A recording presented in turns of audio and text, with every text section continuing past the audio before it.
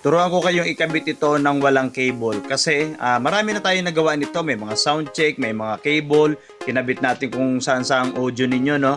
So para ma-update lang yung ating video, itong ating karaoke sound mixer na gagamitin ninyo kung sira na ang inyong mga microphone input ng amplifier, no? Or yung mga audio mixer na kailangan pa ninyo ng ganito, no? Lalagyan natin to. Tuturo ko sa inyo kahit walang cable. Panoorin po ninyo para po kayo ay matuto.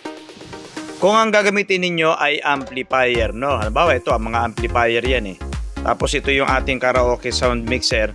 Okay, so yung pula at puti na yan, yan ang nagre-represent ng left and right audio. Dito kayo lagi nagkakamali eh, no? So ito po yan, left and right audio. Papunta po ito ng input ng amplifier. So kahit saan dyan, kahit dito, kahit dyan. Kasi pareho pong input yan eh, AUX1 or AUX2. Sa iba naman kasi, sa ibang amplifier, A and B. Sa ibang amplifier naman po, okay, sa ibang amplifier, ang mga input yan ay tape, tuner, CD, VCD. Yan po ang mga input. So, lahat dyan, pwede kayo maglagay dyan ng input natin. Okay, kukuha tayo ng RCA, yung pula at puti, RCA, papunta po ng input. Kung ito ang napili mo, okay, yan sa ilalim, pula at puti, left and right audio. Then, yung pinaka-selector nito sa harap ay ililipat mo sa input na pinaglagyan mo. So, halimbawa, tuner, VCD, DVD, CD, TV, AUX1. So, ililipat mo yung selector nito. Okay? So, saan kayo maglalagay ng speaker? Siyempre dito sa ating mga audio mic, sa ating amplifier na ginagamit. Diyan niluha. Magbu-bluetooth kami rito. Yun po ang ginawang mali ng kadalasan. Nakakonect ito rito, nilipat sa selector, tapos naka-bluetooth. Ginawa, nilipat yung selector papuntang bluetooth kahit nakakonect na to. So mali, di ba? Dapat hindi po. Kung naka-bluetooth kayo, hindi gagana to. Bakit? Nandito yung music ninyo hindi pumunta rito Dapat po dadaan po dito, no? So yan. Then, dyan niluha. Paano yan? Ba't may dilaw? Ito po yung papunta ng mga source of music ninyo. Pag sinabing source of music, sa Tagalog na lang natin, para maintindihan din ang kalahatan, yun po yung mga panggagalingan ninyo ng kanta. Ano ba ang mga panggagalingan natin ng kanta? Pwedeng videoke player, kaya may dilaw, no? Videoke player, yung dilaw ng videoke player ninyo sa likod, kaya may dilaw yan. Ito yung papuntang TV. Kung videoke player ang gagamitin ninyo. So, halimbawa, cellphone. Ito yung cellphone ninyo, RCA to 3.5 jack, tablet, laptop, smart TV, o yung mga Bluetooth receiver. No, kung meron kayong Bluetooth receiver transmitter sa ibabaw din. Kasi wala po itong Bluetooth. Lalagyan nyo ito ng Bluetooth ito. Kung gusto ninyong magkaroon ng Bluetooth para nga naman wireless na, no? Lahat sa ibabaw po. Tapos ito lahat ang papunta ng ating amplifier kagaya ng sinasabi ko or kagaya niyan. Basta mga amplifier, no? Or sa Bluetooth speaker ninyo. Or sa inyong mga soundbar.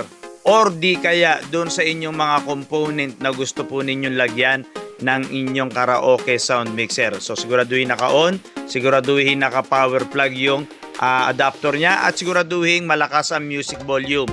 Dahil po may papasok na kanta rito. Tatandaan ninyo, lahat ng source of music or pinanggagalingan nyo ng kanta, dito po lahat papasok. Hindi po tatalon dito. Hindi nyo i-bluetooth dito. Kung dito ay Bluetooth speaker, hindi pwedeng yung cellphone ninyo nakakonect sa Bluetooth speaker. Dapat po dito nakakonect. Dyan niluha, 3.5 yan, di ba?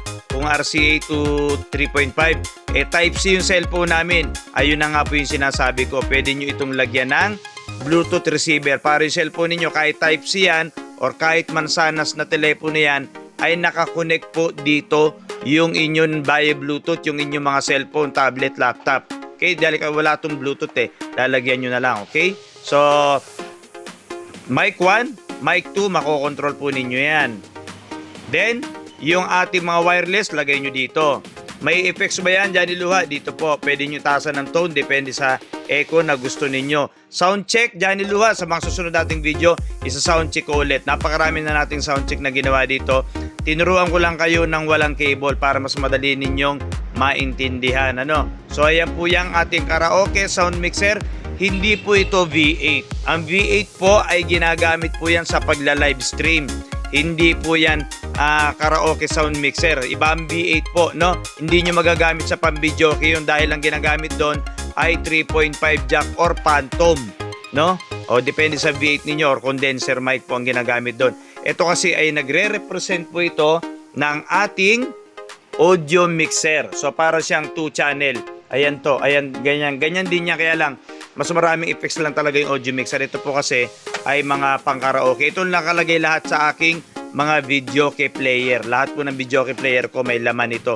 Yung mga pinaparentahan ko. Hindi ako nakadirekta sa amplifier. Okay? So kung gusto niyo pong ganito mag-check out, lalagyan ko ng link para kayo ay makapag-order.